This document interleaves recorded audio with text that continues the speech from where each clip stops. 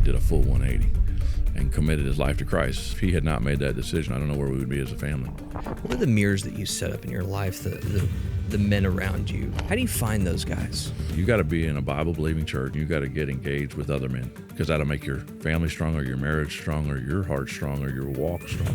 Satan intends to isolate and pull you back. That's why you got to double down and feel connected and hold each other accountable and praying for each other. What'd you tell him if your wife beat you in golf? See, the problem is, this is off the record, all right? My wife's really good at golf. That's part of the issue. That's why I'm so angry. Welcome back to the MakeReady Podcast. My name is Brian Sims, and today I'm joined by Mike Goddard. Mike's path shifted from chasing the NFL to leading in education and ministry. We'll talk about God's providence, the challenges of faith in public schools, and the freedom he's found in discipling the next generation. If you enjoy this conversation, click the like and follow buttons so you never miss an episode. If you want to support our mission, there's a link in the description below. This is the MakeReady Podcast.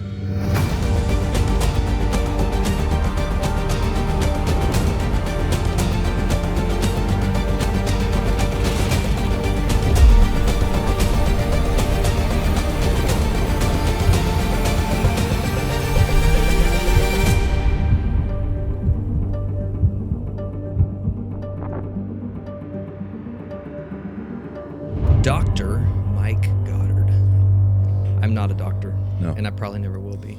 It's all right. I do set the low bar for making it possible. Do you have to like explain to people? No, I early can't. on, I did. I can't prescribe anything. Yeah, early on I did. It was funny because I got my doctorate when I was working as a dean of students in a high school, and it was kind of a low socioeconomic area. And I kept having people come up. We were celebrating that I'd gotten it, and I kept having different people come up and asking and telling me their ailments, and I'm thinking, what in the world? Then I realized they thought I was a real medical doctor, and I finally got so frustrated I just started prescribing over-the-counter stuff. I mean, it's so That in sounds many like ways, a Tylenol situation. That's a very, very much so. I can save you some money. Have you heard of Advil? And so, or heating pads, or whatever. Pads. Yeah, exactly. It's amazing what the healing process can happen through a Walgreens visit. Oh my gosh, that's amazing, Yeah. dude. We go way back. Yes, Is it 30 years? at least 30 years, and we'll 30 stop years. there because I'm feeling ancient as I'm just even looking at you right now. T-Bar thinking, sports camps. Yes. What was your role there? So I was more of like a men's director, sports camp director, worked alongside your dad just to be able to make sure everything didn't burn down. And Keep them on the rails. Yes. Yeah. And so it was amazing. I first came out of school and I had planned on playing the NFL, but I got cut early, like day one kind of deal. And your dad and Johnny Polk, who was the director of all of it at the time, called me and said, we drafted you instead. And so I ended up... They're not going to pay you what they... Right, no, they didn't pay me anything hardly at all. That's when I learned about the strength of ministry and giving and those of pieces. But, I got a chance to jump in head first, go recruit some incredible college kids to join me and do camp every day and to present Christ in a way that was through fun. Your dad had this great phrase that was always, don't waste fun. Mm-hmm. And I loved that because everyday sense, truly, Ryan, is what's been amazing for me. And I tell every year, I'm starting year 25 of education. I did corporate for about 10 years. We can talk about that later. But I'd never waste fun. And every day's camp since then. And so my own kids have gone to camp. My daughter-in-law did camp. My buddies are all from that area. And it's just, as I spent those time and those years, I was just talking to you before the podcast. You just never know the seeds that are planted in your life that come to fruition later on. And at age 55, I'm seeing every bit of that come forward. Well, and what a gift hindsight is. Yeah, it's you can incredible. look back and just see all the little breadcrumbs that God lined up in a specific way. And like every moment is dependent on the previous moment. Yeah. Well, tell me what you're doing now. And like, obviously, I know what you're doing now. Sure. But give me the what's going on. Yeah. So what's been interesting is I spent many years there at T-Bar-Am and enjoyed that. Then I worked for Fellowship of Christian Athletes shortly after that. And Tom Landry was my boss alongside my dad, who was the director of the Dallas FCA. That was intense. Talk about getting an evaluation. You got Tom Landry and your dad sitting there. It's one of those wet your pants situations. Oh, yeah. That was awesome. So I had 85 different campuses that I worked with. Here in the Dallas area, all the way from junior high, high school, college, and then I was with the FC Dallas soccer team, did chaplaincy for that and the Mavericks and all those other pieces. Then really life situation, maybe we'll get into that a little bit later, but life kind of hit a significant just crashing point, and it launched me into education 25 years ago. And I was in a classroom starting to teach, and those freshman kids saved my life, and it was instant love for them. And now I've been doing that for 25 years. I was a teacher, assistant principal, dean of student, principal, assistant superintendent, and now I'm a superintendent. And what's been interesting, I was in public education for 20 years, and in the last 5 years, I'm at a private Christian school, Prestonwood Christian Academy, where we have multiple campuses, about 2,600 kids. And now I get to live life in ministry, of ministering to the life of kids and families and teachers. And I just was sharing with you, I got to present our food service staff the gospel this morning. And so it's been amazing because I don't get sued like I used to in public schools. So it's even better that way.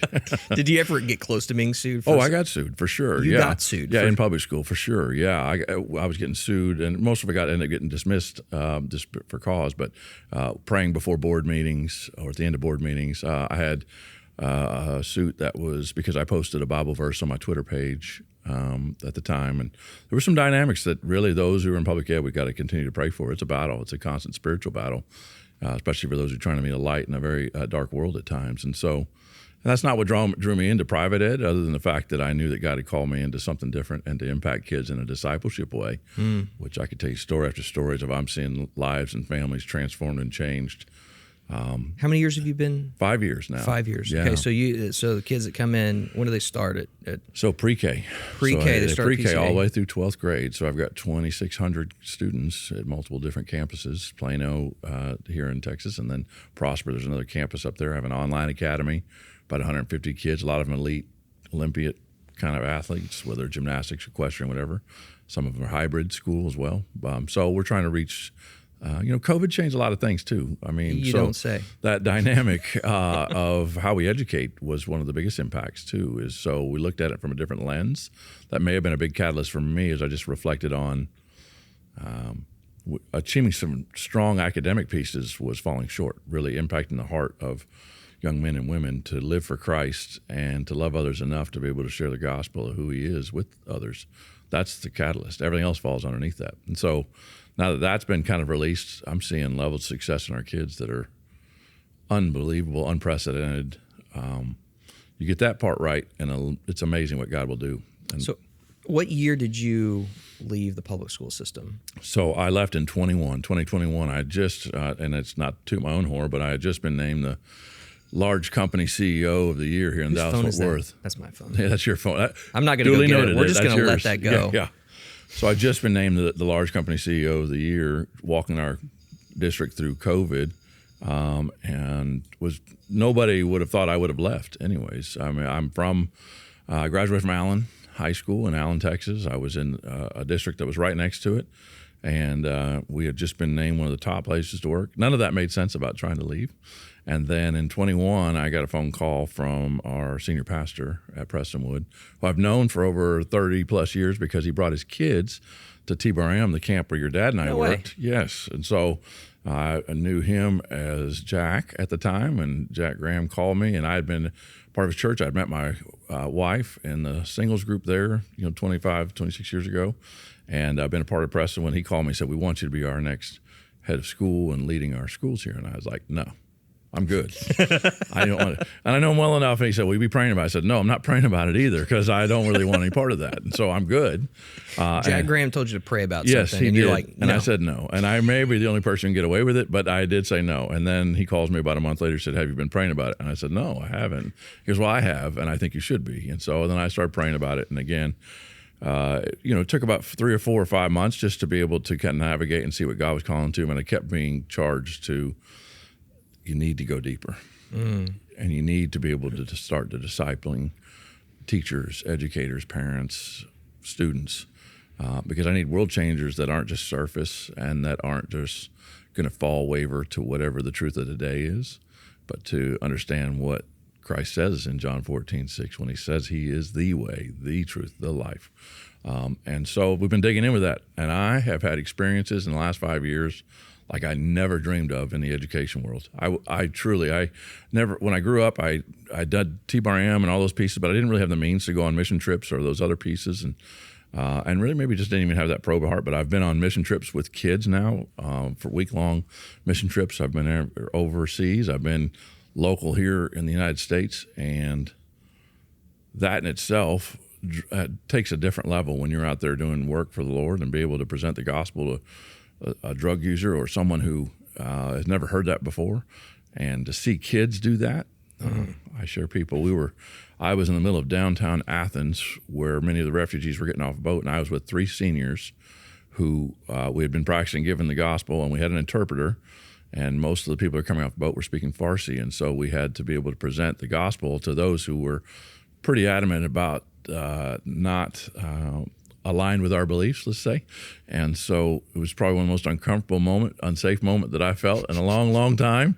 But to see what Christ did in those lives and through the lives of those seniors who were with me at the time, because they knew my level of uncomfortableness. And I just, in that moment, as I was sitting there in Athens, I thought, God, this is why you asked me to take a leap of faith and to do something out of my comfort zone so that we could have an opportunity like this. I would have never had that in the environment, the public school environment that I was in before.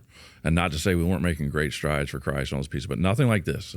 And to see how Christ has orchestrated those paths and stepped, just even as this morning, I'm presenting to the food service folks the gospel.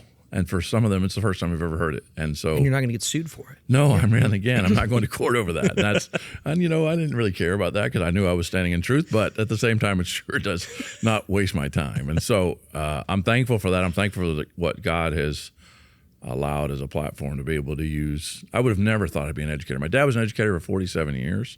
You resist a little bit and say, I'm not going to do what my dad does. And now I understand why he was so passionate about it, because, when grown adults bring their grown adults and introduce their grandkids to you because they're having a chance to be a part of your school and you've had an impact in their lives for generations now, it's a little bit of what I'm even reflective of. And now that I've become a grandpa, I try not to get teary-eyed. I promised myself I wouldn't cry on this, but just seeing you, even just dynamically what you're doing in this ministry now, and to know you as a little boy and just to who you were and know your dad and your family, your mom, who is the true rock star of the family, by the way, is your mother. But, that's not up for debate. That's not. Yeah. But to see what God's doing in your life, that's the part that's like all of a sudden now, I get it.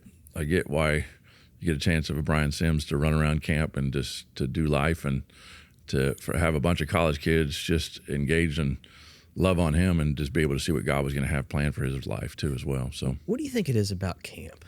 Yeah, that's a great question. So it's almost what I try to carry over. I just told you, like, every day's camp, because that question you just asked, that's a powerful question.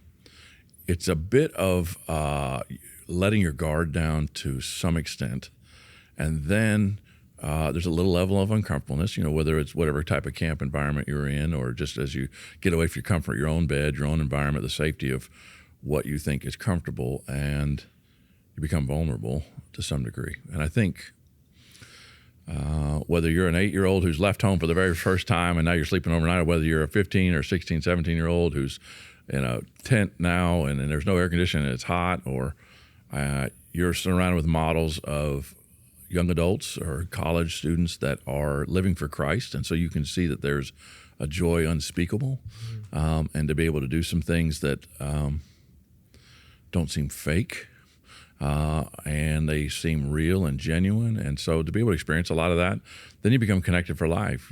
Again, we were just talking a little bit before the podcast. There are people that I spent those years with at T-Bar-M, and it wasn't an exorbitant amount of time. We're talking 6-7 years just throughout the years, or even, I spent a year or two with them, and you're connected for life. And you never know how that's going to happen. I just shared with you, my son ended up going to camp. And one of my buddies who worked at that camp, he brought his daughter to camp during that same session. And for years, they kept going to that same camp. They really never engaged each other, but we'd always see each other every year, about once a year. And he lives in the area as well. And we were always connected, just texting and different things. And then our kids end up working at the camp, but at 2 different sites, so they still didn't never really connect. But then they both graduate and they end up getting married.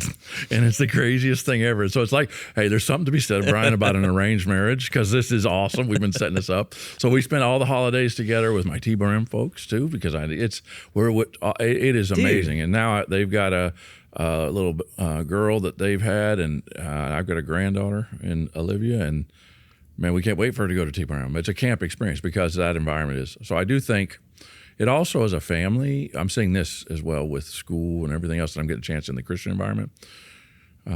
For many, and that's just not an assault on public schools, other than the fact that for many times in a public school environment, we say we want our parents involved, but we do keep you at arm's length. Mm. So we want you involved to some extent.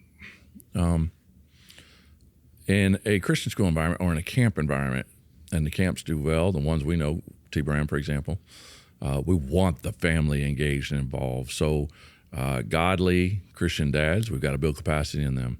Godly Christian moms, we've got to build capacity in them. In the family, you know, the only reason I even truly came to Christ is because I saw the transformation in my dad's life.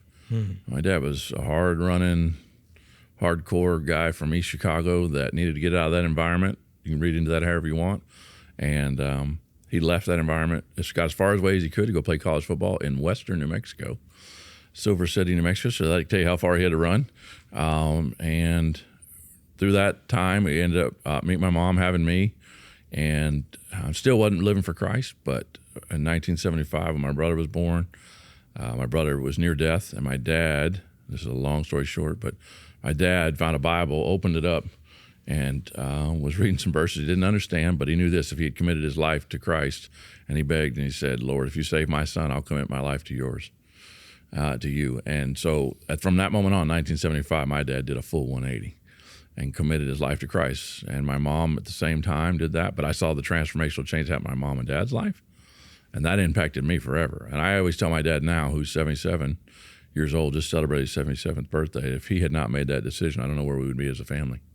So that's why the critical role of a man in a family is just paramount, because you are called to be the spiritual leader, the guide, not to be perfect, but what you can do for generational and transformational change is unbelievable. And I believe we can see that all throughout the Bible, just to see the power of the capacity of a man to be able to make a difference in the lives of their family as well.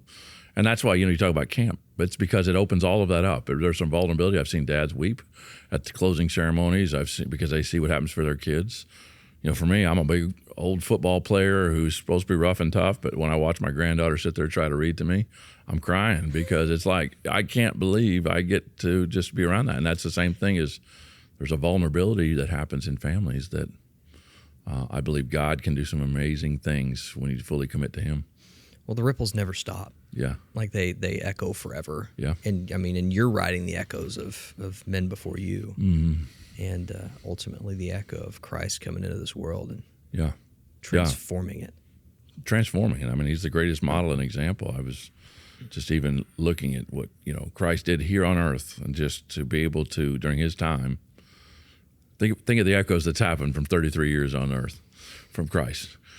Just in that short period of time. But again, what He did was build capacity in disciples to be able to create even deeper ripple, to build capacity into others who, foundation of the church, all those other pieces, not to get deep and theological, but that's not my wheelhouse, that's yours. But I just know that right now, there's no better time right now than to double down living for Christ. And it's not easy.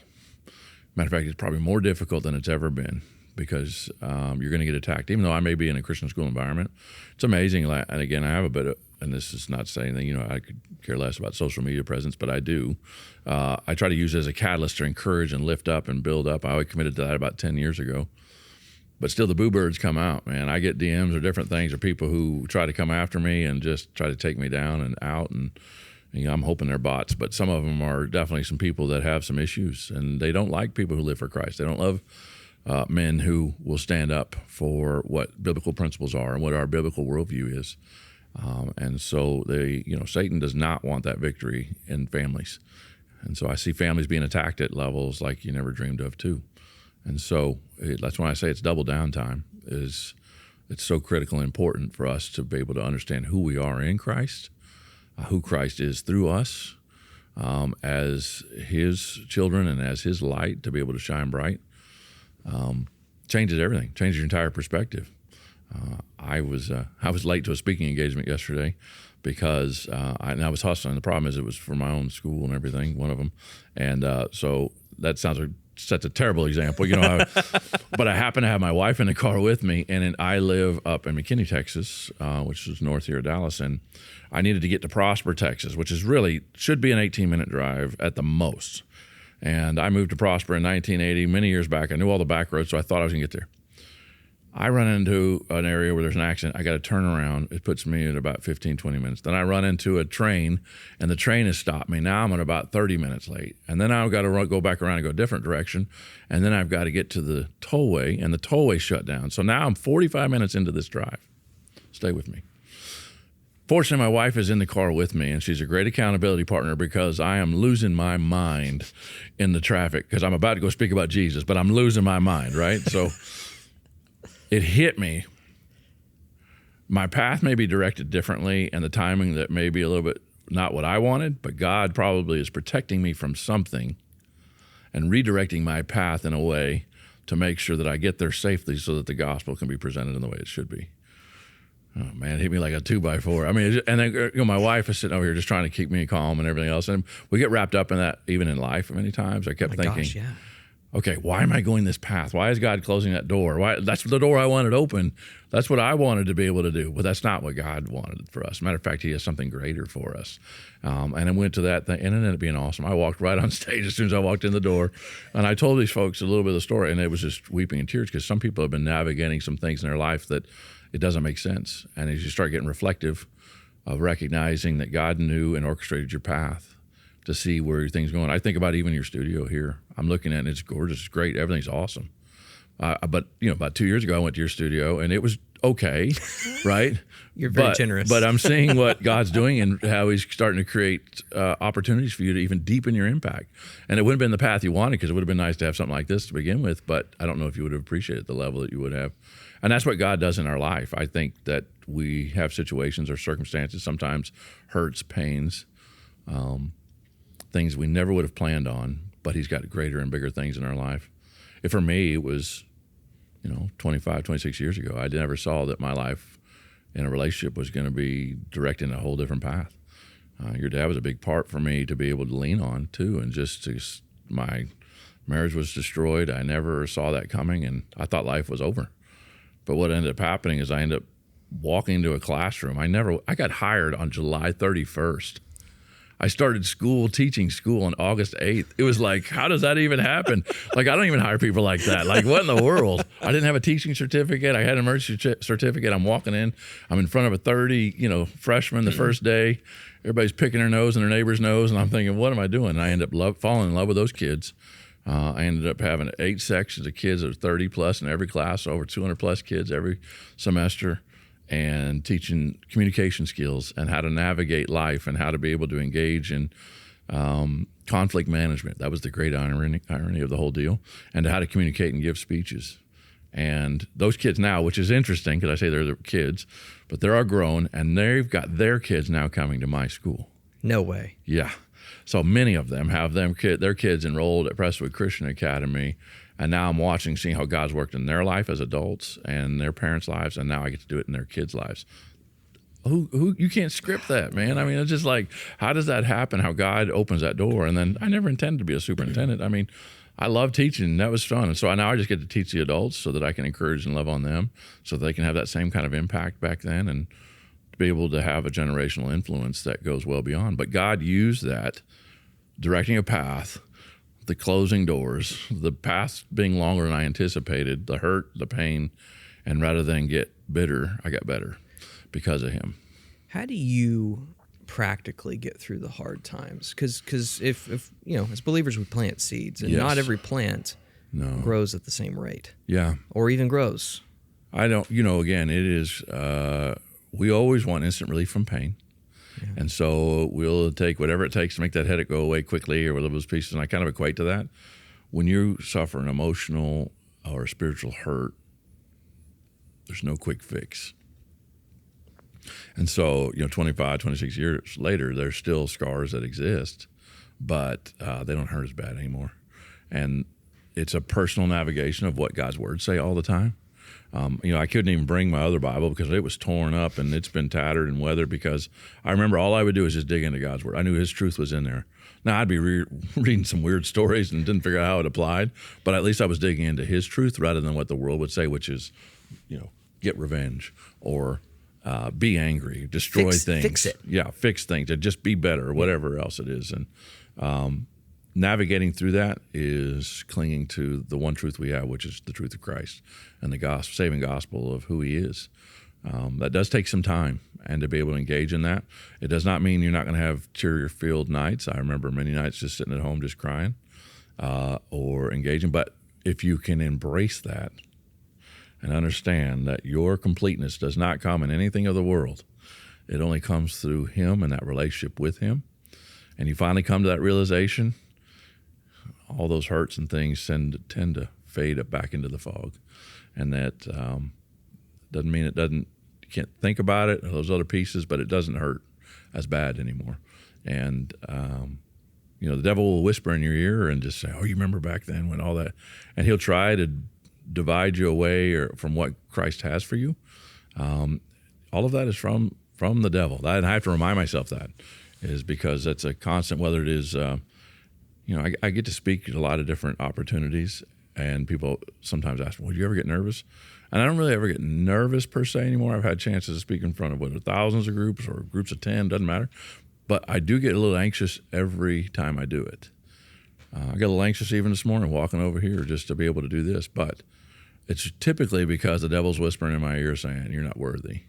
Or he's trying to say that you got nothing really to say that's of value. And you have to call it out as the lies that come from him. Because it's really not about me or some wisdom that Mike has. It's really about what can God use as you as a tool and an instrument to share what he has and what he's done in my life, so that someone else can be inspired, that Christ can do that same for them, and then tenfold, probably even more. What are the mirrors that you set up in your life, the men around you? Because we're kind of at a time, especially here in DFW, where there's been a lot of what I would call moral failings or significant challenges, especially in the church from the top down. Yeah. And it seems to be an issue of isolation that men find themselves when they're leading a lot of people. Yeah. And it creeps in, but a lot of these guys didn't have groups of men that were speaking into their life. You said it. The devil intends to isolate and pull away. When he pulls away and he makes you isolated or feels like you need to justify in your mind that you need to be out and away from a group, that's when you're in the most dangerous spot. And Satan would like to do nothing but that, to isolate you away from the herd, to pull the one away from the 99, and to be able to say, no one's here to save you. And again, Satan does his mighty work in the most idle time. And so that's where I really try to consume that piece of it, is make sure that there's very little idle time, that there is time where it's planned, or I have checks and balances in my life to make sure that whether it's the other men in my life, they have full countenance. They can look at my phone anytime they want. Knowing that is intense, bro, because I make sure that what I'm looking at or whatever comes across my feed or other pieces, someone's got full access, and I got to be good with that. Or that they help me accountable on conversations or what I do. Even guys I golf with, they have to hold me accountable too, because I'm ultra competitive. So it's been interesting, and this is just a little side story, but it'll tell you, my wife just took up golf about 9 months ago. And for the men who are thinking about their wife taking up golf, you will end up playing a lot more golf. I'll tell you that on the front end. However, it's the most expensive habit she has ever taken up. She has the nicest clubs. She has an identical twin sister, and so her twin got some clubs, so she had to get the same kind of clubs. So all of a sudden, she calls me from the PXG store, and we're getting new clubs. Oh, boy. And so, and I'm like, wow, I get a new bag. We have new outfits show up quite a bit from Amazon. Well, it's a whole thing. No, it's a whole nother deal. But what's interesting, I tell you, we did it so that we could get a little bonded closer together as two. But she's ultra competitive, Miss Indiana basketball, all that stuff. Well, she's never really seen my competitive side either, because she didn't know me. She knew me after football and everything. So I get out to golf, and we have to hold each other accountable very well. As a matter of fact, we make sure we play praise music in the cart. She has heard words come out of my mouth that never heard before. Golf will bring it out to you. It's a 4-letter word for a reason. But I just, that's kind of a funny example, but it is also just something that's practicing what comes deep, comes out from you that's maybe deep-seated in there. There's always, my wife has had some hurt things in her life as well, too, and those things tend to come to fruition if you don't deal with them. And it's facilitated a lot of great conversations just through a goofy game of golf.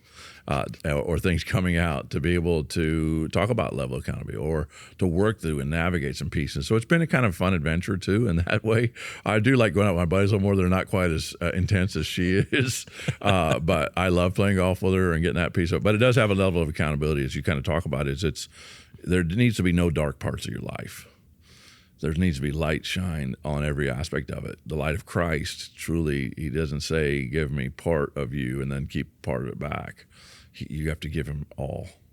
And he wants to be glorified in all things, in all aspects of our lives. And it's hard. That's why I say double down now, because what you have access to in your life is no greater than now. Everything. You have access to whatever negative or positive, whatever it may be, you have access to it. What's even more concerning, and I deal this a lot with kids, but I see it in adults too, is what's either justified or excused as behavior, and it's okay. And I think what I mean by that is understanding that Christ has called us to a different level of excellence, to use our gifts, talents, and skills as our worship to him. That doesn't mean that you're maybe a singer on stage, but maybe you can lead people, or maybe you can be behind a pulpit and be able to make God's word clearer than ever. Whatever that may be, you use that as your worship to him. But every aspect of our life is a worship to him. And we could be taken away like that. And so if you feel like you've achieved it because you did something, that's when you're done. And so it's that constant reminder. You talk about people falling, and I think that's where that trap comes from, is that isolation feels like I achieved it, I did it, and so I deserve it. That's a very dangerous place to be. And so I'm thankful for those. Doesn't mean that we're not susceptible to that. Doesn't mean that we're not vulnerable to that. It's a constant daily reminder that that could easily be me. And so in that environment, you've got to make sure that your checks and balances are truly there all the time on full turbo. That's so wise. And how do you find those guys?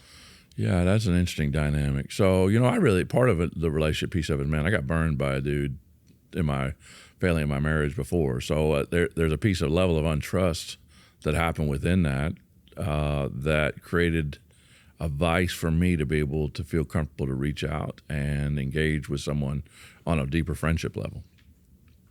I still deal with that a lot. I'd be lying to you if I said I don't. You have to work on establishing relationships with them and know that what their intent of their heart is. I think you'll navigate in life. You'll see that people do, a lot of people may want something from you, especially as you elevate into a different role. If that's that kind of guy that is in your life, that's maybe not somebody that you want to get deeply connected to, but you certainly know that relationship. Part of it is just having a little bit of a discernment around and a vulnerability to know what you're looking for in that kind of a relationship with the guys. I mean, I think a lot of guys, it's always funny. I hear this story and I see it talk about golfing again. And I heard this wife and husband were talking about the guy was going to go out golfing with a buddy who just recently gone through a divorce. And so they go out, they play 18 holes, and he comes back home, and the wife goes, well, how's he doing? I mean, is everything all right? He goes, yeah, man, he's slicing the ball a lot to the right and left, and hooking to the left. She goes, no, I'm talking about how does his relationship, divorce, all that stuff going on. He goes, oh, I don't know. We didn't talk about that. And so it's kind of interesting. Like typically a guy is what we have, and is that we go out and we do activities, or we may have a men's group deal, or those other pieces, a barbecue or a hunting expedition, all those pieces, and we do surface things and activities, and that's fine. But I think if that's all you do, that's not really connection. And so finding ways to connect with a few, and I say you don't need a lot. If you just have a few, if you have one in your life, you're blessed. But having a few in your life that you you guys know each other and you love each other. It's that guy you could call at 2 a.m. I go, dude, I'm struggling. You got to come get me now. You got to have one of those in your life, because other guys want that too, but there's not enough of us being vulnerable for that. I've got a few of those in my life, not many, but I've got a few of them, and I consider myself blessed because of that. I have a lot of people that are friends or acquaintances. You know, I think one of the things about social media is interesting dynamic is we assume we got a lot of friends, but I don't know how many people really even know who you are. I mean, they may think you do, but they know Facebook friend kind of deal. That's not what I'm talking about. Matter of fact, if that's the only way you're getting fed is through, and that's through a podcast, you got to be in a Bible-believing church. You got to be engaged, and you got to get engaged with some fellowship with other men, because that'll make your family stronger, your marriage stronger, your heart stronger, your walk stronger because of that. And it's a little bit of a vulnerability piece. Doesn't mean you have to go tell all your deep, dark secrets and all those things at the first time. That's not it. It's really just being around, being with men. And so it's proximity. It's light. It is life, and that's the thing is... Well, light, like you said. Or like light. Christ is light, and the light is in us. That's a great point. Yeah, that light piece of it is... You know, the thing is, I think one of the biggest challenges, too, I was just in this neighborhood yesterday. My wife's the Facebook marketplace queen, by the way. If you ever need anything, let us know. Yeah, oh my goodness. So I don't know where she had me off yesterday. Well, we went off to a neighborhood, a fairly new neighborhood, but it was a little disheartening because I saw all the garages were front-facing garages. And so... I watched, it was right about the time when everybody was kind of getting home, and I saw all these cars pull up, and the first thing they did was close that garage door as soon as they could. And I thought, man, they're missing the mark. Like, I have a garage in the back, and so in my neighborhood, and maybe my neighbors think I'm crazy, but I get to know all my neighbors. Like, I'll talk to them, we'll engage with them, we'll do those other pieces. And it's so much more rich because of that piece of it. I mean, you start with your neighbors, start with the people around you, and it's been funny because my neighbors behind me who are great people, they're from Australia and South Africa. And because of my granddaughter, I started watching Bluey, a whole nother world, which is based in Australia and all those other. So I've been doing hilarious. Which is hilarious. It's a great one. That's a whole nother topic, another podcast. But I've been using Australian terms with them, and they think I'm the coolest thing ever now because of Bluey. I don't tell them because of Bluey. But, you know, just finding ways to connect with others around you and the neighbors and those men as well. What I always think is one of the biggest, I don't know, I'm trying to think of a better phrase, but I think biggest misnomers of the church is, especially as men, is we wait around for someone to connect with us rather than us reach out to connect with someone else. And so finding ways to be a little bit vulnerable and to reach out, you'll develop some of the greatest relationships possible. Because people are hungry for that. I see a hunger for that greater than any time. AI, all those other pieces have started to create some great resources and all those other pieces, but they've also created a more inclusivity within ourselves to create that isolation. What we just talked about this, Satan intends to isolate and pull you back. And so that's why you got to double down and reach out and feel connected in a way like you've never done before as well. And I'm finding out it's so much easier to be able to do that. I'm blessed because J.D. Tomlin, who I worked with at T-Bar-M, is now my son's father-in-law, and we get to engage and talk all the time. I'm on a text strand with J.D. and Johnny Polk and Clayton Wall and all these other guys that every day we're doing text together. Even if it's something simple as that, you're feeling connected and holding each other accountable and praying for each other. What'd you tell him if your wife beat you in golf? You know, see, the problem is, this is off the record, all right?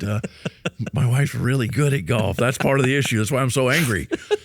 She's a natural athlete, man. She's they don't know. That doesn't get on the No. But so the other part of it, too, is she's actually a really good athlete. But what I'm finding out, she's a great scramble partner because she gets an advantage for bringing a little closer on the tees. But when I complained about that, she called me a liberal, which is a whole nother issue that we were talking about. But it's great. We got third in our first couples tournament because of her, and she let me know it. So that's just a whole nother story. She called you a liberal. Yeah, because I told her that she shouldn't have an advantage on the tees. It was bad. It wasn't good. I told you, there's a little bit. We're trying to draw closer together. We've had more fights in the last 9 months than we ever would have dreamed. So. My gosh, I think that is so wise what you're saying just about, because you got to be the guy that you're looking for, that you need in your life. Well, I'm not saying it's easy by any means. And matter of fact, you may get burned occasionally, and you may not feel like there's a connection. It's almost, and this sounds good, it's almost like a dating thing. You almost have to find a guy that you may not have. You'll have similar things together, and you may hit it off. But just ask a guy to coffee, find out his life. Yeah, I mean, you never know unless you ask questions. Something simple. I do a few things that when I start doing some speaking deals is, particularly when it's a new group starting a new school year, I just do a 1-minute question deal. And what I do is I just give them a very simple question. They have to go face to face, As soon as they're done, they raise their hand, they go to another person, I ask you another question. Something as simple as, where were you born? And then all of a sudden we start making these connections because where we were born. Or you start asking, if you were going to be a movie character and someone had to star as you, who's it going to be? Something simple like that all of a sudden engages a level of connectivity that's like... It's so true. It changes dynamically. I just went on a Journeys of Paul cruise with Pastor Graham, and that was interesting. I've never been on a cruise before. I'll never go again. But it's a story of another time. They're not built for tall people. Not built for tall and wide, I will say that. But it was good. We saw some cool stuff. But I did a speaking time with the folks. They had gone a couple days through some meeting times, and there was great stuff. But about on a Wednesday, and we're there for 14 days, I did this activity with them to find this connectivity, but to connectivity through Christ and be able to find the common bond. Instantly, Brian, I'm telling you, the whole dynamic of the 250 people there changed. And from that point on, within that cruise, we were all connected. Even though we had differences, we found out we had a ton of similarities. And we knew each other better. As goofy as someone said they're going to be, Robert Redford's going to star at them, or their favorite food was ketchup, or what. I mean, all of a sudden, now, something simple led to even deeper conversations, to the point where at the end, we're hugging and crying at the end because we've been bonded together for 14 days. See, I think that's so cool, because the first conversation is not always it rarely deep conversation. Oh, it should, and it shouldn't be. It shouldn't be. And like there's this, I don't know if it would be kind of this thing with discipleship that, discipleship is where you bring out your Bible and you dig into this theological and have these deep conversations, and that's about 2% of discipleship. Yeah. The rest of it is just conversation. It's doing life together. It really is. It's knowing and being known. I think people are intimidated, and I'm glad you said that, because I think people are intimidated because, and again, I walked with my Bible today, but I didn't know where we were going to go, but I didn't know if I needed to help you find Jesus today or not. But, again, I think that piece of it is they are so distracted by that piece of it that I may not know the Bible. I may feel a little intimidated. There might be a vulnerability in that piece of it. But when you start doing life together, the Bible becomes very real. Christ becomes very real because you're doing life. We were just walking in just a second ago. I got a little distracted when I was having to text and talk to you because I just heard of a family that had a dad pass away. And, here in a little bit, I'll be going and reaching out to the family and those other pieces. But it's doing life like that together, in the good and the bad, the valleys and the peaks and everything in between. That's where real discipleship is because it's connected through life. One of the things as you watch The Chosen, whether people agree with all the theology in it or not, but one of the things about The Chosen is it became very clear to me about the connection between the disciples. They all had very different lifestyles, and they all led very different lives in order to be able to kind of come connected together. But it's interesting to me from that perspective to see how even as Christ led them, that they became connected through a common mission. And so that's the part of it too, is the only thing I would say is that make sure whoever you're connecting with has a common mission, and that's to bring glory to Christ, to make sure that he is in the forefront of everything. Now, if someone's wanting a common mission that they want to win the local golf tournament, or if someone wants to make sure that they're the most popular guy at the trivia at the bar or whatever, that may not be the kind of connectivity you want. I'm not saying those are not byproducts or whatever that piece of it is, but if their primary mission is how can I bring glory to Christ, that's the kind of guy you want to lock into. I love that. Having been in both public school and private school, I think it gives you an incredible perspective, especially in the culture that we're in now and how it seems like public school is falling apart. I can't tell you how many families I know that have left the public school in the last 5 years. What do you think about that? Well, I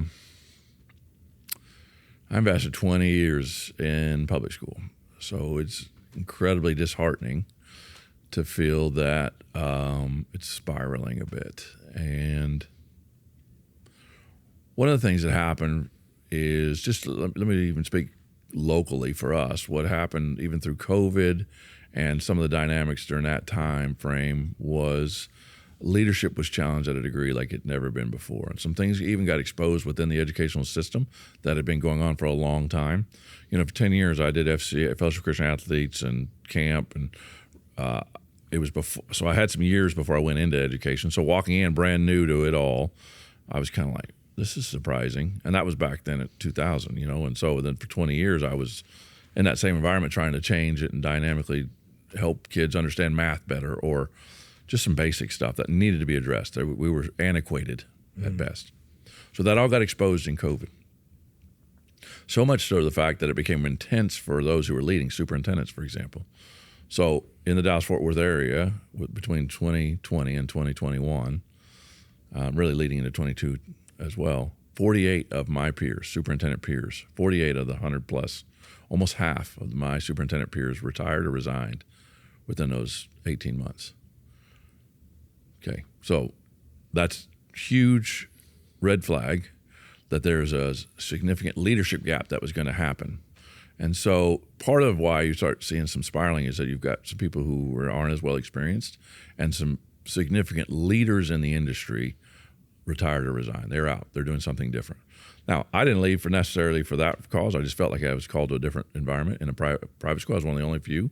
Matter of fact, from a public person to go to a private school, it's a different dynamic. But people are being drawn to private schools because you're able to do things with kids that you used to be able to do in just normal environment and time. Well, even when you were in school, I mean, you're a lot younger than I am, but even when you were in school, but certainly when I was in school, you were praying, you're saying the Pledge of Allegiance, you could have a Bible verse on your bulletin board. I mean, which seemed like simple things. Very simple things. And now you're having to have legislative, acts in order to be able to put the 10 Commandments up in a room, which is a whole nother dynamic. And that's not going to solve a whole lot of things at all. I would be shocked if a kid comes to Christ because they happen to see the 10 Commandments on the board in there. I think it's a step in the right direction, but it's not necessarily the answer. Private schools, particularly private Christian schools, are thriving because Christ is in the center of everything we do. And there's obviously, even within that environment, there's some strong private Christian schools. There's some others who they've let their rudder kind of shift a little bit. For those that are church-based private Christian schools or engaged with a church or at least a ministry that helps to keep their rudder straight, they've had the greatest impact. I don't even have to market. I have wait lists. I have people waiting to get in. We're trying to make it ways to make it affordable for people because that's how we pay our teachers and all those other pieces. But life change that happens in a Christian school environment, private Christian school environment, is monumental because we're able to facilitate every day. Every single day, I tell them, our goal is this, whether they're walking in first grade or they're walking in 12th grade, by the time they walk across that stage, and I get a chance to shake their hand, hug their neck, I watch them walk out that door, out the back, as an alumni.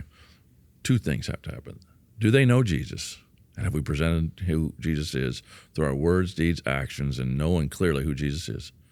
And do they love others enough to be able to present who Jesus is to others? That's it.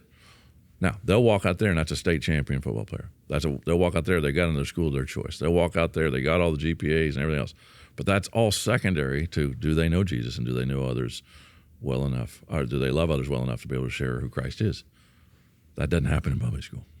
What happens is, did they get all their credits? Did they have their GPA? And did they get in the right school? I'm not really preparing them for the right kind of moral and ethical decisions. Let's not even talk from a Christian standpoint, or moral and ethical decision, character-based decisions anymore, of what happens when they walk onto that college campus and their faith gets challenged, or when they get an opportunity to decide, I'm going to drink and drive, or I'm going to have a chance to be in an environment. I can't even talk about that in public school anymore. That's where we've gone awry, is that we're not able to talk about some of those core character decisions. Guy's done something, a guy's under something else. As a matter of fact, the moral compass has shifted, if not been broken, when we walk into those environments. That's where things, prayerfully, we have got to find a way to engage that back in public schools. In a private school environment, every single day we're talking about the most difficult topics and how to handle it from a biblical perspective. This is my primary textbook. Our primary textbook is the Bible. We go back to God's Word on everything that we do, whether it's in a math class teaching algebra, whether that is in health class, whether that is in Bible class, whatever it may be, and we're reinforcing that. And our kids are very clear. Doesn't mean every kid that comes to our school is a Christian, but our goal is that by the time they leave, they are. And so same thing, I've seen parents come to Christ because of what happens in their kids' life. I've seen hundreds in the last 5 years. I've seen grandparents come to Christ. I've seen families transformed and changed because of what Christ can do in their life. We've walked the deck with them. I've done more hospital visits and engaging with people as they walk through the worst parts of their life because of what Christ do. I can't do that in a different environment. I used to do it in a public school environment, and I was very limited. I couldn't pray with them. I still do it, but I get sued for it. And so that's what makes the difference. So we've got to get back to what the basics of what Christ calls us to do. And that's why I think for me, I got involved a lot with some of the legislative stuff when it came to school vouchers and choice piece, because I've shifted in that part of it to be able to allow particularly those who are on the low socioeconomic scale to be able to have an opportunity to go to a Christian school and to have one that has a moral compass. I have a campus that's down here in Dallas, downtown Dallas, that we work with, that if they had gone to the public school of their choice, it's rated an F, and it has always been an F. It's never rated anything above an F in the rating system. But yet they get to go to a place called King's Academy, where Christ is glorified every day. And we've seen scores that compete with the scores that I've got with kids up here in suburbia, because they've been presented an opportunity to not only grow in Christ, but to have an opportunity like that. Why can't a kid like that have a chance to that? We have to raise all the money for their tuition. And so that would be a game changer for those students. So that's why, a lot of my public school folks that I'd worked with 20 years, I've been blackballed to many degree because they hate that I'm out there advocating for school vouchers. But it's changed. Times have changed. Dynamics have changed. And especially post-COVID, everything changed. I see a lot more people wanting to do micro schools or homeschool, which is great. It's awesome because there's more resources for that. But for me as a Christian education leader, I want to provide them with the tools. I'm an expert in this, and I know that sounds conceited with it, but I'm an expert in how to lead kids and be able to educate them in a good way. We can't not equip our parents to be able to know what that looks like, how to do that. And so we've got to provide opportunities, whether it's a hybrid academy, we've got that. Whether it's an all online academy, we've got that. Whether it's fully in school all the time, we got that. And so we've got to provide and look at education in a different way. It's an industry that's really, so much so that you see even Department of Ed being dismantled. I mean, that ought to tell you itself, something's wrong, right? How do you balance because I know a lot of these parents that are going from public school to private school are extremely concerned about what their kids are being taught. Yeah. And probably to the extent that once they get into a great school that's teaching them the gospel and doing things well, they have a tendency to possibly be overbearing and be too engaged. Happens. And how do you balance that? Yeah, I think parent? there, for example, in our mission statement, the very first statement is to assist Christian parents. So right off the bat, we're already going to engage with that. I think that's important for you to stay engaged with what your child's learning and what you engage with, so you can reinforce it. Plus, for example, our kindergartners learn about 20 memory verses in that first year. They're coming home with 20. You better have your game on when you got the kindergartners in the back seat back there and know what they're talking about. Third grade, they'll present the entire Romans Road, and they'll do it in front of class. And so that's where I've seen a lot of parents come to Christ, because their kid presented the Romans Road. I mean, it's intense. Oh, that's cool. So there is a point where you definitely want to need the parent engaged. I don't need parents dropping kids off expecting me to be the sole source of spiritual leadership for them. And so you see it as a partnership. A true partnership. It has to be. As a matter of fact, locking arms. I know where you live. I'll find you. I mean, come on. I want you engaged in a Bible-believing church. You can come to ours if you'd like. I just want you to be able to be the spiritual leader, particularly our dads. I really dig in with them. I need to see that from you and to be able to see families healed. And it doesn't mean it's going to be perfect, but you got to navigate these things through life. And how do you do it from a biblical perspective rather than the world's perspective? And so that's critically important for us to be able to engage with those parents. I do think there's a bit of an overbearing. Part of it's a distrust. So part of it is, and I get that. I mean, I think, again, COVID created a lot of distrust with us, a lot of people and a lot of things. No, ask the right questions. Don't ever feel like you can do that. Don't be a keyboard warrior. Man, I'm going to write a book, and don't quote me, but everybody's got cojones behind a keyboard. I mean, I don't know if that's going to be the title or make the editor's choice, but don't do something behind a keyboard that you wouldn't say face to face. So that's where we start. A lot of us get in trouble, and I see a lot of things because, again, I've fronted out people on that. I'll pick up a phone call. Hey, why in the world are you sending me that? Like, you would never say that to me face to face. Like, we're in this together. Don't. You know my heart. I love your kid, and so even in the intense piece of it, just always think twice before that part of it. That the educators are people too, and they love your kids and engage in a way that Christ would want you to engage. Even through conflict. Does the love of Christ shine through even your difficult conversations? So there's nothing really wrong with it. I don't have an issue with that. I think parents should be involved, because I think too many are passive. They open the door in the beginning of the day, and they open the door at the end of the day for that car, and that's the last time they really engage with school. Well, you're missing out the joy of what that happens. My days of dropping kids off ended with my son, got old, but now I'm back being a grandpa, and now it's a whole nother level. Grandparents can tell you you pray in a different level when you're a grandparent. It's a whole nother level. And so being engaged with her education, she comes to our Christian Life Center. She's just 17, 18 months now, but seeing what I've got to prepare and put in place to be able to allow her parents to stay engaged, to be able to know that Christ is going to be in the center of all things, and not about me, but it's about what he can do through that school.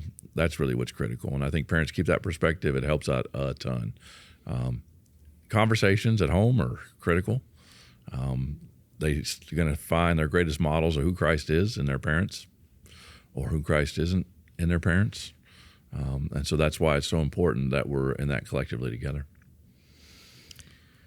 To land the plane, I have trying to think of how to ask this question. How would you encourage parents, whether they be they're in a situation they can't afford private school, they can't afford the time to do homeschool, so they have to be in a situation that terrifies them. They love the Lord. Maybe they're a single parent.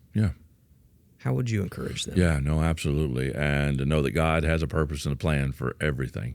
I'm a product of public school environment. I mean, God can work incredible things through that, but it does require you probably to have different levels of conversations, and that doesn't cost you a thing. Get a hold of me. I'll get you a Bible. You can start having times with your kiddos at night. Rather than reading them Pete the Cat at the end of the night, why don't you read them what happened in the book of John? Or to be able to talk to them about Bible stories, be able to engage with them. You probably have to step up a little bit more. My heroes are single moms. They have to do a lot of things, and it's not fair, and they don't get better over it, but find it as an opportunity you got a certain set of years that you got a chance to dig in with them and to be able for them to see Christ in you. But I would say parents that you have a chance to do that through the Bible, through His Word, through His resources of Bible stories. And one of the great thing about technology, pull it up on your phone, say great Bible stories, read those at night, and be able to start talking about it. But really, for the piece of it is it goes well beyond a Bible story. Does a kid see, hear, feel Christ through you?